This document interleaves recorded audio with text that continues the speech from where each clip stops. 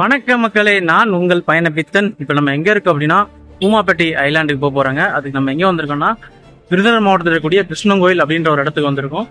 இந்த இடத்துல இருந்தாங்க நம்ம எங்க போனோம் அப்படின்னா கூமாப்பட்டி அப்படின்ற ஊருக்கு போகணும். இதே மெயின். நீங்க எந்த ஊர்ல இருந்து வந்தாலும் பஸ்ல நீங்க இறங்க வேண்டிய இடம் வந்து கிருஷ்ணன் கோயில். இங்க இருந்து கூமாப்பட்டி பாத்தீங்கன்னா 15 கிலோமீட்டர் ஸ்ட்ரைட் ரோடு தான் பாத்தீங்களாங்க கூமாப்பட்டி போறது. நான் சொல்ல உங்களுக்கு இங்க நேம் போர்டு வச்சிருப்பாங்க பாருங்க. இந்த இடத்துல இருந்து பிளவக்கல் வந்து 23 கிலோமீட்டர், கூமாப்பட்டி வந்து 15 கிலோமீட்டர், பத்திராயிருப்பு 10 கிலோமீட்டர். இதெல்லாம் கலசலிங் யூனிவர்சிட்டி எல்லாமே இருக்கு. இதே அந்த பஸ் ரோடு. அது வந்து மெயின் ரோடுங்க. நீங்கள் இந்த பக்கம் போனீங்கன்னா மதுரை போகிறது, இந்த பக்கம் வந்து தென்காசி ராஜபாளையம் போகிறது. எங்கே இருந்தாலும் நீங்கள் பஸ் ஸ்டாண்ட் வந்து இங்கே தான் இருக்குது. கிருஷ்ணங்கோயில் பஸ் ஸ்டாண்ட் வந்து உங்களுக்கு அதுதான். அந்த இடத்துல இறங்கி பக்கத்துலேயே பார்த்தீங்கன்னா ஒரு போலீஸ் ஸ்டேஷன் இருக்கும். அங்கே தான் பஸ் உங்களுக்கு வரும். நீங்கள் வத்திராயிருப்பு வந்துட்டீங்கன்னா அங்கே வந்து உங்களுக்கு அடிக்கடி பஸ் கிடைக்குங்க. நான் சொன்னேன் இல்லைங்க, மதுரை தென்காசி பைபாஸ் தான். இந்த இடத்துல தான் நீங்கள் வந்து பஸ்ஸுக்கு வெயிட் பண்ணணும். இங்கேருந்து கூமாப்பட்டிக்கு ஸ்டேட் பஸ் கம்மி தான். பார்த்தீங்கன்னா நான் வெயிட் பண்ணிட்டு இருக்கேன். எங்களுக்கு வந்து பஸ் வரல. அதனால் தென்காசி மதுரை மெயின் ரோடுக்கு வந்துட்டேன். பார்த்தீங்கன்னா இதில் உங்களுக்கு கடை, பேக்கரி எல்லாமே உங்களுக்கு இருக்குது. இது இன்னும் அவ்வளோ ஹோட்டல்ஸ் மட்டும்தாங்க இருக்குது. லாட்ஜில் எதுவுமே கிடையாது. எங்களுக்கு கூமாப்பட்டிக்கு பஸ்ஸு கிடைக்கலங்க. அதனால் வத்திராயிருப்பு பஸ்ஸில் ஏறிட்டு லாஸ்ட் சீட்டில் இடம் கிடச்சிது. அது கலசலிங் யூனிவர்சிட்டி அப்படிலாம் தாண்டி போகும். கொஞ்சம் கூமாப்பட்டி போயிட்டு அங்கேருந்து என் ஃப்ரெண்டு வாரேன்னு சொல்லியிருந்தான். அவங்க கூட நான் போகணுங்க. இப்போ நம்ம வந்திருக்க இடம் பார்த்தீங்கன்னா வத்திராயிருப்பு அப்படிம்பாங்க. வத்திராப்பு அப்படின்னு சொல்லி நாங்கள் ஷார்ட்டாக சொல்லுவோம். இந்த இடத்துல தான் நம்ம நின்றுட்டு இருக்கோம். இதில் பார்த்தீங்கன்னா இந்த ரூட்டு தான் கூமாப்பட்டி போகிற ரூட்டு, பிளவக்கல் அணை. இந்த பஸ்ஸு பார்த்து நிற்கி பார்த்தீங்களா, இது வந்து சதுரகிரி சுந்தரமகாலிங்கம் போகிற ரூட்டு. இங்கேயும் அதாவது இந்த வத்திராயிருப்பை சுற்றி நிறையா சுற்றுலாத்தலங்கள் இருக்குது. நம்ம ஒன்று ஒன்றா பார்க்கலாம். அதில் கூமாப்பட்டி ஒன்று, அதை தாண்டி பிளவக்கல் டேமு, கோவிலார் அணை இருக்குது. என் நண்பன் வரேன் இருக்கான் என்னை பிக்கப் பண்ணுறதுக்கு. நான் கூமாப்பட்டிக்கு பஸ் இல்லை, இங்கேருந்து டயத்துக்கு தான் இருக்குது. பைக் எடுத்துகிட்டு வரேன் இருக்கான். அவனுக்காக நான் வெயிட் பண்ண போகிறேன். இப்போ ஜூஸ் குடிச்சிட்டு. இங்கேயும் கடைகள், ஹோட்டல்ஸ்லாம் இருக்குது. பட் லாட்ஜ் ஃபெசிலிட்டி தான் இங்கே இல்லை இந்த வத்திராயிருப்பு. என் நண்பன் பார்த்தீங்கன்னா என்னை கூமாப்பட்டிக்கு வர சொல்லியிருந்தான். ஆனால் வத்திராயிருப்புலேருந்து கூமாப்பட்டி போகிறதுக்கு எனக்கு பஸ்ஸு கிடைக்கல. அதனால் வத்திராயிருப்புக்கே என்னை கூப்பிட வந்துட்டான். வத்திராயிருப்புலேருந்து கூமாப்பட்டி கிட்டத்தட்ட 4 முதல் 5 கிலோமீட்டர் இருக்குங்க. இரண்டு புறமே பார்த்தீங்கன்னா பசுமையான வயல்வெளிகள் தான் இருக்கும். நெல் அறுவடையெல்லாம் முடிஞ்சு எல்லா நெல்லுமே வந்து குடோனுக்கு எடுத்துகிட்டு போயிட்டுருக்காங்க. எல்லாம் இப்போ அறுவடை காலம். இப்போ கொஞ்சம் தூரம் போனீங்கன்னா பிளவக்கல் அணை உங்களை அன்புடன் வரவேற்குதுன்னு ஒரு போர்டை பார்ப்பீங்க. இந்த ஊரில் மலை மாடுகள் ரொம்ப ஃபேமஸுங்க. மேய்ச்சல் நிலங்கள் இங்கே அதிகம். இப்போ நீங்கள் பார்த்துட்டு இருக்கிறது உண்மையான கூமாப்பட்டி அப்படின்ற ஊர். இதில் நேராக போனீங்கன்னா பிளவக்கல் டேம் போகலாம். நீங்கள் ரைட் சைடு எடுத்திங்கன்னா ஊருக்குள்ளே கூடி சுற்றி பிளவக்கல் டேம் போகலாம். டோட்டலாக 2 ரூட் இருக்குங்க. நீங்கள் பார்த்துட்டு இருக்கிறது அந்த பஸ் ஸ்டாண்டு போகக்கூடிய, அதாவது மெயினான கூமாப்பட்டி பஸ் ஸ்டாண்ட் எங்கே இருக்கோ அந்த போகக்கூடிய ரூட்டு நீங்கள் பார்த்துட்ருக்கீங்க. பஸ் ஸ்டாண்ட் எப்படி இருக்குன்றதை பார்ப்போம். இதுதான் நீங்கள் பார்த்துட்டு இருக்க பஸ் ஸ்டாண்ட். இவ்வளோ தாங்க இதுக்கான ஸ்பேஸு. இங்கே ஹோட்டல்ஸ் இருக்குது, கொஞ்சம் கடைகள்லாம் இருக்குது. இல்லை நீங்கள் ஸ்ட்ரெயிட்டாக போனீங்க அப்படின்னா ஒரு கவர்மெண்ட் ஸ்கூல் வரும். அதை தாண்டி தான் நீங்கள் பிளவக்கல் டேம் போகணும். இது நீங்கள் பார்த்துட்டு இருக்க ஊர் என்ன பார்த்தீங்கன்னா கொடிக்குளம் அப்படின்ற ஊர். அதாவது பிளவக்கல் டேமுக்கு போகிற வழியில் உங்களுக்கு கூமாப்பட்டி தாண்டி இருக்கக்கூடிய ஒரு ஊர் பார்த்தீங்கன்னா கொடிக்குளம். இதை தாண்டி தான் நீங்கள் வந்து பிளவக்கல் டேம் போகணும். உங்களுக்கு பார்க்கையிலே அந்த மேற்கு தொடர்ச்சி மலைகள்லாம் உங்களுக்கு தெரியும். இருபுறங்களும் பார்த்தீங்கன்னா உங்களுக்கு மலைகளாகத்தான் தெரியும். நீங்கள் பார்த்தீங்கன்னா தூரமாக பார்த்தீங்கன்னா உங்களுக்கு அந்த மாடுகள் மேய்ஞ்சிட்ருக்கும். இங்கே வந்து மேய்ச்சலுக்கான மாடுகளோட எண்ணிக்கை வந்து இங்கே அதிகம். ஆனால் அந்த மலை தொடர்களில் மேய்ச்சலுக்கு வந்து தடை பண்ணி வச்சுருக்காங்க. அந்த தடையை நீக்கினாங்கன்னா விவசாயிகளுக்கு ரொம்ப நல்லாயிருக்கும். உங்களுக்கு அந்த போகையிலே தெரியும் பாருங்கள். இதுக்கப்புறம் கிழவன் கோயில்னு சொல்லி ஒரு ஊர். இதுக்கப்புறம் பார்த்தீங்கன்னா உங்களுக்கு கடைகளோ எதுவுமே இருக்காதுங்க. உங்கள் செல்ஃபோன் டவர் கூட அவ்வளோவா கட் ஆகிடும். உங்களுக்கு மேற்கு தொடர்ச்சி மலை அடிவாரத்துக்கு நீங்கள் வந்துட்டீங்க. இப்போ நீங்கள் சைடில் பார்த்தீங்கன்னா ஒரு ஓடை மாதிரி போகும். அது பிளவக்கல் டேம்லேருந்து திறந்துடக்கூடிய தண்ணீர் வரக்கூடியதுங்க. இங்கே வனவிலங்குகளோட எண்ணிக்கையும் நடமாட்டம் அதிகம். அதனால் அந்த காடுகள், அதாவது விளைநிலங்களை சுற்றி இந்த மாதிரி சோலார் ஃபென்ஸ்லாம் போட்டு பாதுகாத்து தான் உள்ளே இருப்பாங்க. இங்கே ஒரு ஊர் உண்டுங்க. அதாவது பிளவக்கல் டேமுக்கு முன்னாடி இருக்கக்கூடிய ஊர் என்னன்னு பார்த்தீங்கன்னா கிழவன் கோயில் அப்படின்ற ஊர். இந்த ஊரில் ஒரு கோயில் வந்து ஃபேமஸுங்க. அந்த கோயில் வந்து இதை தாண்டி தான் இருக்குது. இது வரைக்கும் ஓரளவுக்கு எனக்கு ஏர்டெல் டவர் கிடச்சிதுங்க. அந்த கிழவன் கோயிலிருந்து பிளவக்கல் டேம் போகிற வழி பூரா இப்படி தான் குண்டும் குழியுமாக தாங்க இருக்குது.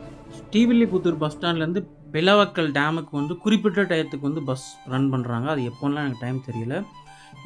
அதாவது பிளவக்கல் டேமுக்கு முன்னாடி உள்ள சின்ன ஒரு காலனி, அதாவது ஒரு நகர் மாதிரி இருக்குது. அது பேர் என்னன்னு பார்த்தீங்கன்னா பட்டுப்பூச்சி அப்படின்னு சொல்கிறாங்க.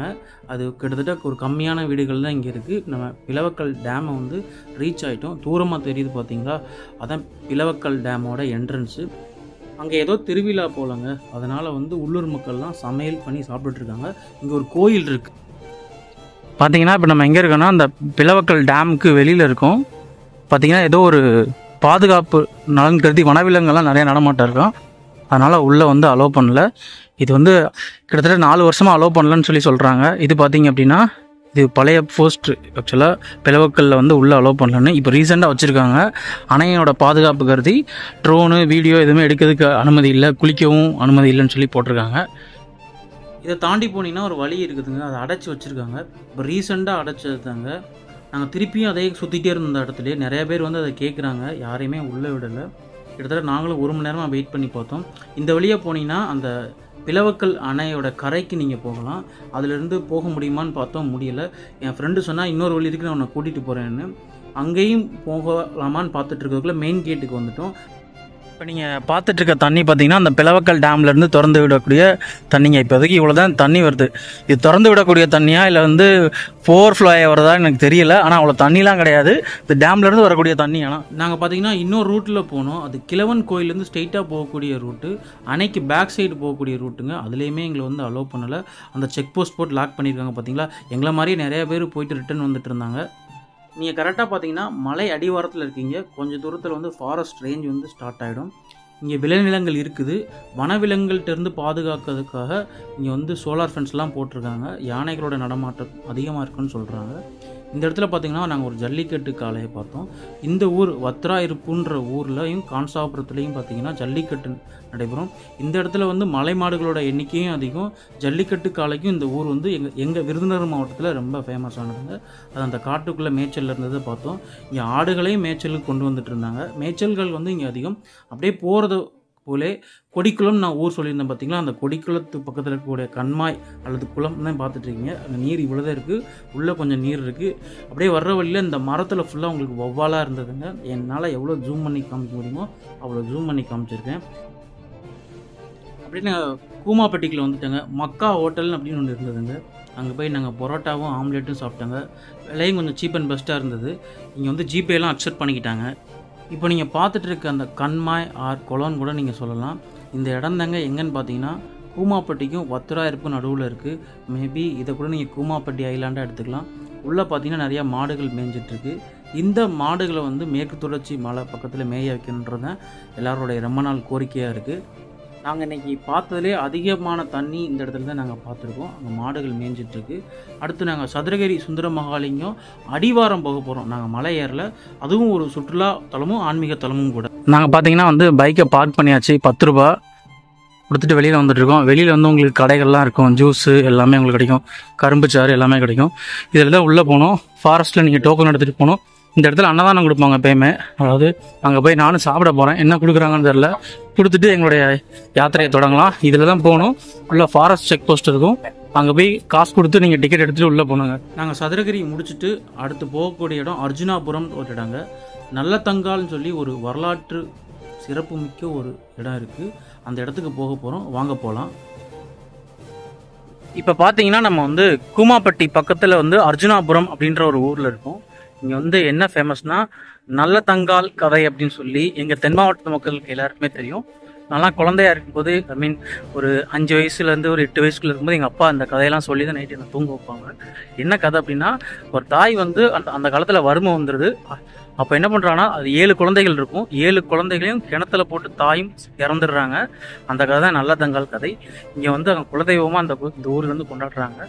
பின்னாடி இருக்கு இந்த வயக்காட்டுக்கு நடுவில் இருக்குது கோயில். அந்த இருக்குது பார்த்தீங்களா, கோயில் இருக்கு. இந்த கோயில் தான் நம்ம போக போகிறோம். அர்ஜுனாபுரம், அதாவது கூமாப்பட்டி வந்தீங்கன்னா நீங்கள் இதையும் பாருங்கள். இதுக்கு முன்னாடி நீங்கள் சதுரகிரி பார்த்துருப்பீங்க. அது கூமாப்பட்டின்ற ஊரை சுற்றி என்னென்ன இருக்குன்னா, சதுரகிரி சுந்தர மகாலிங்கம் கோயில் இருக்குது, இந்த நல்லத்தங்கால் கோயில் இருக்குது, பிளவக்கல் டேம் இருக்குது, கான்சாபுரம் டேம் இருக்குது. ஆனால் பிளவக்கல் டேமு இப்போ உள்ளே விடலை. கான்சாபுரம் பக்கத்தில் இருக்கக்கூடிய அந்த கோவிலார் அணையும் இருக்குது. ஒரு காலத்தில் மேபி ஃப்யூச்சரில் இதெல்லாம் சுற்றுலாத்தலங்கள் ஆனால் நீங்கள்லாம் இதில் வாங்க. ஆனால் உங்களுக்கு தங்கணும் அப்படின்னா நீங்கள் ஸ்ரீவில்லிபுத்தூரில் தான் ரூம் எடுத்து உங்களுக்கு தங்க முடியும். நீங்கள் வந்து அந்த பிளவக்கல் டேம் பக்கம் போயிட்டீங்க அப்படின்னா உங்களுக்கு ஜிபேலாம் ஒர்க் ஆக மாட்டேங்குது. ஏர்டெல் ஜியோலாம் எங்களுக்கு டவர் கிடைக்கல.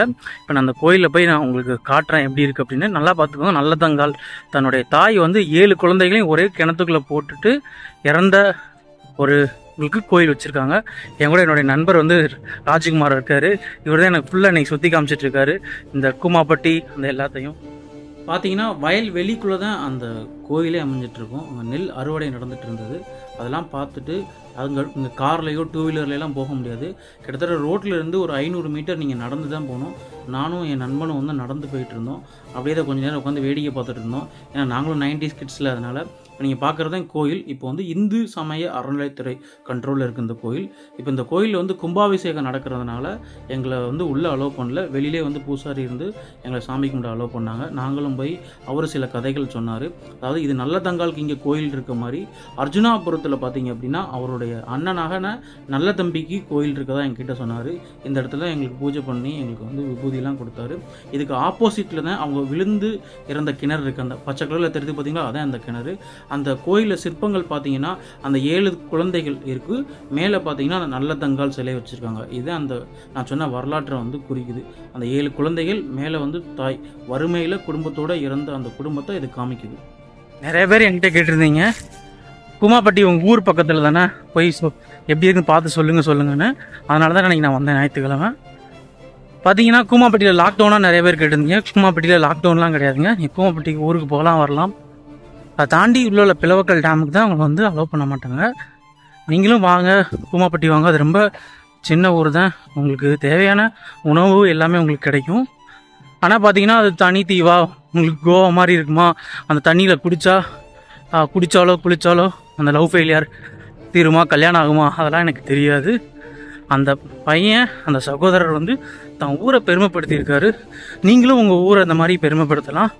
அதை நம்பி நான் வந்தேன், இங்கே வந்தேன் எனக்கு வந்து லவ் ஃபெயிலியராச்சும் திருப்பி சக்ஸஸ் ஆகுமான்னு நினச்சிட்டு இங்கே வராதிங்க.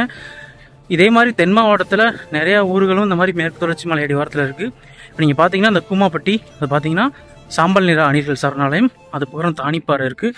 அப்புறம் பார்த்தீங்கன்னா உங்களுக்கு ஸ்ரீவில்லிபுத்தூரில் இருக்கக்கூடிய செண்பகாத்தோப்பு அப்படின்ற ஒரு இடம் வரும். அடுத்து ராஜபாளையத்தில் இருக்க நீர்காத்தாயனர் கோயில் ஃபால்ஸு, ராக்காச்சியம்மன் கோயில் வரும். அடுத்து சாஸ்தா கோவில், அப்புறம் பார்த்தீங்கன்னா தலையணை அந்த கடையநல்லூர் கிட்ட வருது. அப்புறம் அச்சங்கோயில், குற்றாலம், இது எல்லாமே உங்களுக்கு வந்து சுற்றுலா தலங்கள் தான். ஆனால் தண்ணி அதிகமாக வந்தாலும் சில பல்வேறு காரணங்களால் அலோவ் பண்ணாமலும் சில சமயம் இருப்பாங்க. வேறு ஏதாவது டவுட் இருந்தால் நீங்கள் கமெண்ட் பண்ணுங்கள். நான் உங்கள் பயணப்பித்தன். இப்போ வயல்காட்டுக்குள்ளேருந்து உங்கள் கூமாப்பட்டியிலிருந்து நான் உங்கள் பயணப்பித்தன்.